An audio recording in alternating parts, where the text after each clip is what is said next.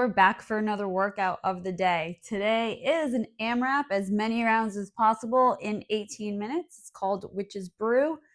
It is 5 push presses, 10 V-ups, 15 half burpees, and 20 kettlebell swings. So we're going to go through all those movements and the modifications, and then you can get. Okay, so the first movement is going to be our push press. So we're going to start with a barbell movement, and then we'll go to some modifications. So with the barbell, you can start on a rack or you can start from the floor. Just know that if you're starting from the floor, obviously you're going to have to clean it up onto your shoulders. So a few pointers here. One, if you're using a barbell, you want to make sure that the barbell is resting on your shoulders, that you're not holding it here. So if your elbows are down and your hands are down here and you feel like you're struggling to hold that barbell, bring those elbows up and make sure the barbell is resting on your shoulders so that if at any moment, like you let go, it would still be resting on your shoulders. Okay, so that's going to allow us to use the maximum momentum when we go up for that push press. The other thing we want to concentrate on is coming straight up and down for the push press. So we want our feet to be completely flat on the floor, and we want to come down and we want to bring our knees outward into like a quarter squat here. And then we're going to drive down really hard into the ground and push up. And as we push up, the barbell should rise up and you're just going to push it all the way through at the top, bringing your head through your arms. So again, it should be here, come down, push, and you're going to bring your head through at the top. So this is what it looks like with a barbell. We're going to clean that up. Now it's resting on my shoulders, and I'm going to come down into that quarter squat. And I'm going to push and get my head through at the top. Go sideways real quick. So my feet are flat on the ground, coming down into that quarter squat and driving all the way up to the top, my head through at the top there. Okay. So that is with our barbell. So now with if we're going to do a dumbbell, we can do it either one of two ways. We can do it one at a time, so 5 on each side. And again, we're going to have that nice tight core, that flat on your feet flat on the ground. This is going to be resting on your shoulder. And we're going to push up straight so that everything is nice and straight. We don't want to be out here front or back. And we just, so then you can just switch arms. So 5 on each arm, or you can do 5 all together, and you can bring the dumbbells 2 at a time. And again, we're going to come down, push all the way at the top. So we're using our legs to really drive the weight upward. Okay. So you can use different weights, whatever you feel comfortable with, as long as you can do 5 in a row without any sort of strain. So one thing I see with presses overhead is that people tend to lean back to get it through. That is, even just leaning back without weight, you can feel that strain like right here. So you want to make sure everything is tight. You're coming down straight up and down. That's going to give you the most drive upward. Okay, so the next movement is going to be our V-up. So we're going to come up, touch our toes.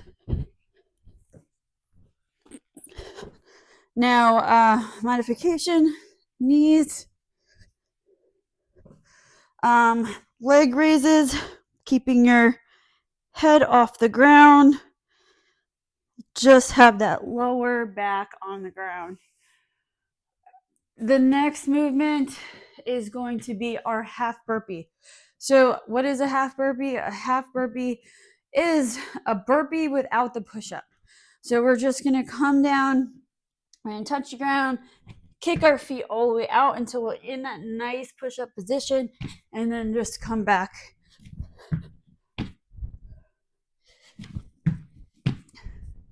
So modification, you can walk out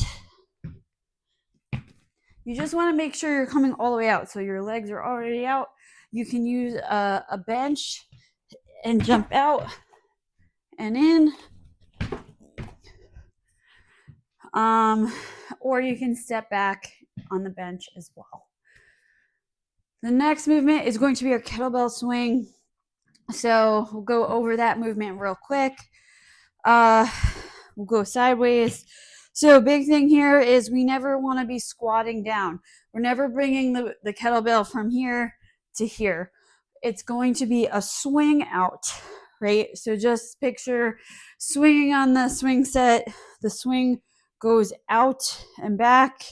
It does not go up and down. So in that sense, we want to use that momentum to swing back and forth, just like we would with kicking our feet on a swing.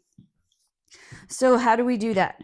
We want to be about hip width apart, a little bit wider than hip width apart.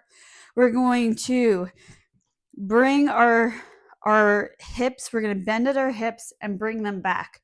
So now my knees are slightly bent. I'm not squatting.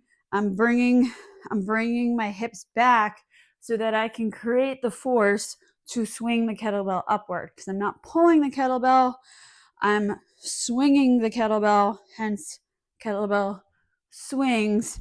And in order to create the momentum, or like if you were on a swing, pumping the swing with your feet, it's the same thing with your hips, right? So that's going to be how you swing the kettlebell forward. So if we're coming down, you're never going to get the right momentum. How do we know if we're in the right spot? So we want to make sure the outside of our wrist is touching the inside of our thigh. So that's as far back as we come. We're keeping our chest up, our back nice and straight, our core nice and tight, and we're going to swing up. And we're going to squeeze our butt at the top. We're going to come up to our eye height. So if you're touching anywhere above that wrist, you're doing one of two things. You're either squatting down and trying to bring the kettlebell upward, or you're coming back too far. So really pay attention where your wrist is hitting on your thigh. That's going to get you in the right place every time. The more hip thrust you have, the higher the kettlebell will go. So try videotaping yourself to see, because sometimes we think we're going high enough, but we're not. So this is what it looks like with the kettlebell. Then I'm squeezing at the top, slight knee bend, back straight. Okay, so if you don't have a kettlebell, but you have a dumbbell, you can use that as well. And you just do the same movement, just with the dumbbell, right? Another thing you can do, and you can do this for presses too. If you don't have weight equipment, but you have resistance bands, you can also do press 5 on each side. I wouldn't do a push press. I would just do a regular press, keeping that core nice and tight. Switch sides.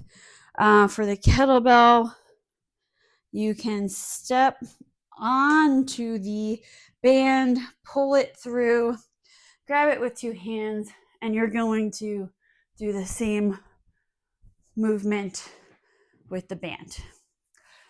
So that is all the movements for today. So you're going to keep going through those rounds, 5, 10, 15, 20, 5, 10, 15, 20 for 18 minutes. Challenge yourself, mark it down, and revisit. Good luck.